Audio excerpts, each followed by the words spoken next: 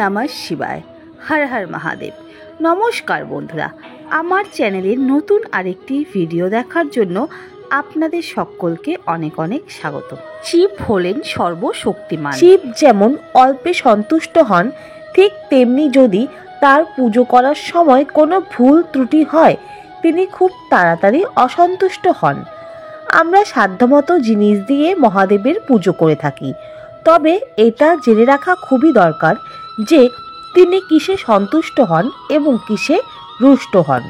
সামনে আসতে চলেছে মহাশিবরাত্রি। এই বছর শিবরাত্রি পালিত হবে 8ই মার্চ 2024 শুক্রবার। এই মহাশিবরাত্রির দিনটি ভগবান শিব এবং মা পার্বতীর বিবাহ বার্ষিকী হিসেবে পালিত হয়, তাই এই দিনটি শিব ও শক্তির মিলন হিসেবে পালিত হয়। এমন অবস্থায় শিবরাত্রির দিন মহাদেব ও মা গৌরীর পুজো করা খুবই উপকারী।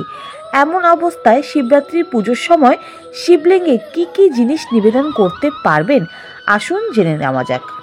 মহাশিবরাত্রির দিন শিবলিঙ্গকে গঙ্গাজল দিয়ে অভিষেক করা শুভ বলে মনে করা হয়।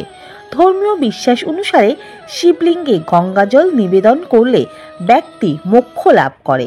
শুধু তাই নয়, জীবনে চলার পথে ঝামেলা থেকে মুক্তি পাওয়া যায়।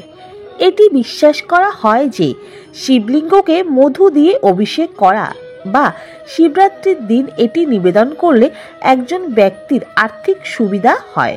সেই সঙ্গে এটাও বিশ্বাস করা হয় যে শিবরাত্রির বিশেষ উপলক্ষে শিবলিঙ্গে ঘি নিবেদন করা হলে বংশ বৃদ্ধি পায়। মহাশিবরাত্রির দিন শিবলিঙ্গে সরিষার তেল নিবেদন করা উপকারী বলে মনে করা হয়। এইভাবে ব্যক্তির গ্রহের দোষ থেকে মুক্তি হতে পারে। এছাড়াও শিবলিঙ্গে সরষার তেল অর্পণ করলে মানুষের দীর্ঘদিনের অমীমাংসিত কাজও সম্পূর্ণ হতে পারে। ভগবান শিবের পুজোয় বেলপাতা অপরিহার্য বলে মনে করা হয়।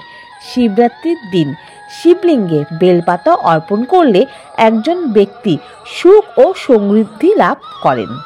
সেই সঙ্গে যদি শমীপত্র, বেলফুল ও হরিশৃঙ্গার ফুল ভগবান শিবকে নিবেদন করা হয়, তাহলে সমস্ত ইচ্ছা পূরণ হয়।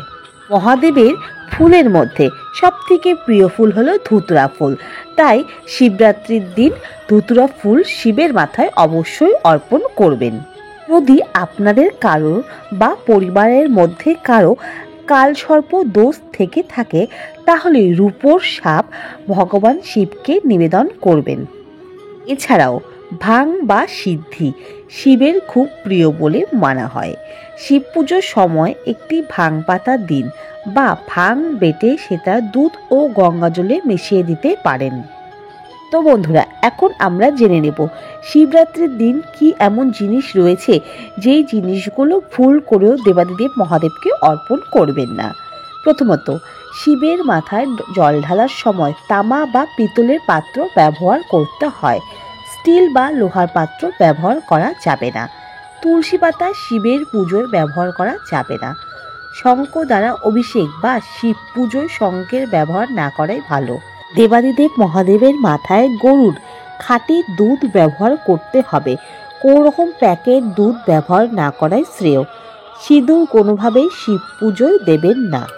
এছাড়াও মহাশিবরাত্রির দিনে দই দিয়ে শিবের অভিষেক করা হয়ে থাকে। শাস্ত্র অনুযায়ী দই দিয়ে অভিষেক করলে অর্থলাভ করা যায়। দইয়ের অভিষেক জাতকের স্বভাব উত্তম করে, জীবনের সঠিক পথে চলতে অনুপ্রাণিত করে। আবার এই অভিষেকের ফলে স্বভাবে গাম্ভীর্য দেখা যায়। পাশাপাশি মহাশিবরাত্রির দিন মহাদেবকে আখের রস দিয়েও অভিষেক করানো হয়, ফলে সন্তান সুখ লাভ সহজ হয়। এর পাশাপাশি যশ বৃদ্ধি ঘটে। উল্লেখ্য, শুদ্ধ মনে যে কোনো ধরনের অভিষেক জাতকের জীবনের শুভ প্রভাবে বৃদ্ধি ঘটায়।